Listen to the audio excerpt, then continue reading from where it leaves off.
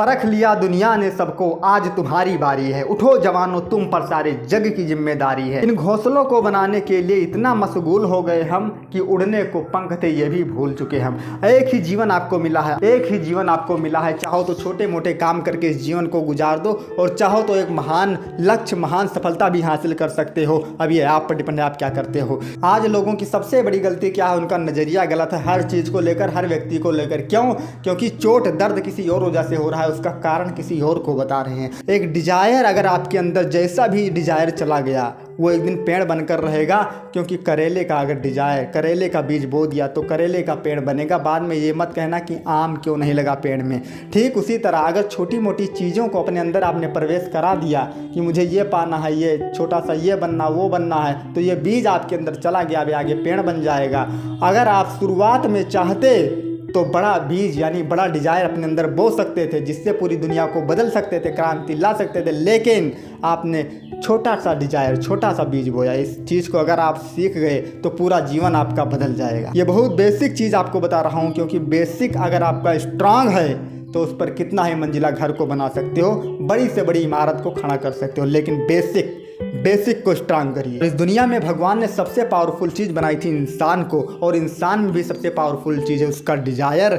Dzire एक ऐसी चीज़ है जो इंसान से सब कुछ करवा सकता है भाई। चोरी डकैती बेईमानी कुछ भी मतलब करवा सकता है उससे। तो सोचिए डिजायर की पावर इतनी बड़ी है ना कि आप जो भी डिजायर एक बीज के समान, मैंने बताया ना कि जैसे खेत में आप बीज बोते हो उसी तरह पेड़ बनता है। तो डिजायर एक बीज है जो आपके अंदर चला गया, वही आगे चलकर पेड़ बनेगा।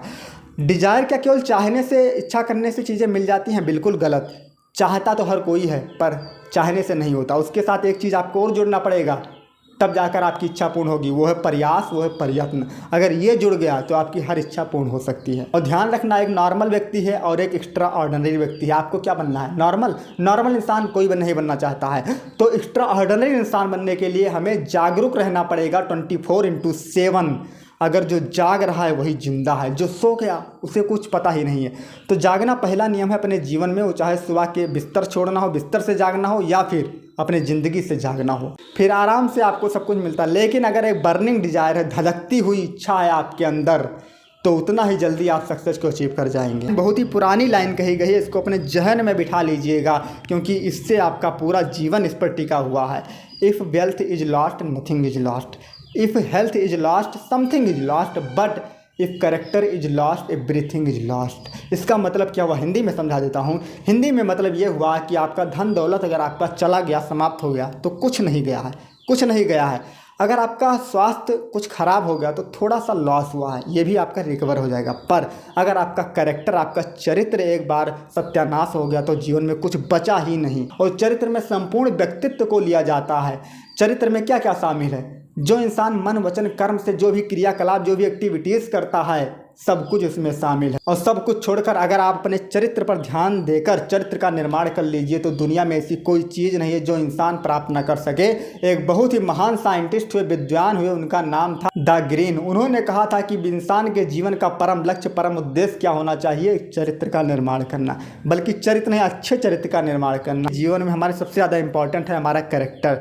शुरुआत से लेकर कैरेक्टर का आप निर्माण करना प्रारंभ कीजिए। कहीं ना कहीं हम अपने काम धंधे, बिजनेस, व्यापार, इन सब में उलझ कर अपने चरित्र का ध्यान ना देकर उल्टा सीधा काम पता नहीं क्या क्या कर लेते हैं। गलत। चरित्र का निर्माण अच्छा होना चाहिए।